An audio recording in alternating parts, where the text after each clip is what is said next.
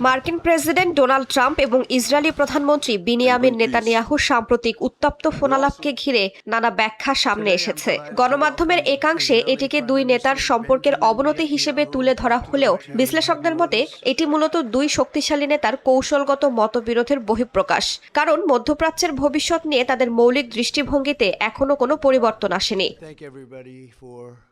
বিরোধের কেন্দ্রবিন্দুতে রয়েছে লেবানন ও ইরান ইস্যু। ট্রাম্প চান ইরানের সঙ্গে চলমান আলোচনাকে অগ্রাধিকার দিতে এবং নতুন সামরিক উত্তেজনা এড়াতে। অন্যদিকে নেতানিয়াহুর যুক্তি, হিজবুল্লাহর হুমকি মোকাবিলায় ইসরায়েলকে প্রতিনিয়ত চাপ বজায় রাখতে হবে। একজন যেখানে সমঝোতার মাধ্যমে দ্রুত সমাধান খুঁজছেন, অন্যজন সামরিক চাপকে নিরাপত্তার অপরিহার্য অংশ হিসেবে দেখছেন।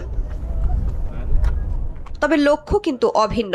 ট্রাম্প এবং নেতানিয়াহু দুজনেই ইরানকে আঞ্চলিক নিরাপত্তার জন্য বড় হুমকি মনে করেন। হিজবুল্লাহকেও তারা একইভাবে উদ্বেগের কারণ হিসেবে দেখেন। পার্থক্য শুধু সময় ও পদ্ধতিতে। ট্রাম্পের কাছে একটি সফল চুক্তি সংঘাতের সমাপ্তি, আর নেতানিয়াহুর কাছে সমাপ্তি তখনই যখন ইসরায়েলের ওপর হুমকি বাস্তবিক অর্থেই কমে আসবে।